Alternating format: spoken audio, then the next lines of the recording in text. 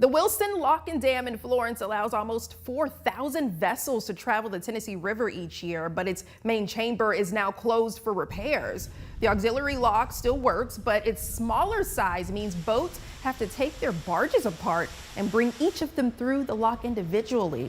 It's caused shipping delays of up to 9 days for river vessels carrying local products up the river. Brian Mangrum with the Army Corps of Engineers says while they're working to fix the problem, it's a structural issue with one of the lock's gates. The operators, as they were filling and emptying that lock chamber, reported some popping and vibration noises from those gates.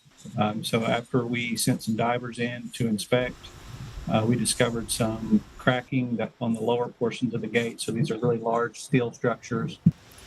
Yeah, the Army Corps of Engineers then drained the lock to begin welding the steel gate back together. But until a more permanent fix is in place, the Corps of Engineers has a repair fleet on site working to get the gate back into operational condition by early next year.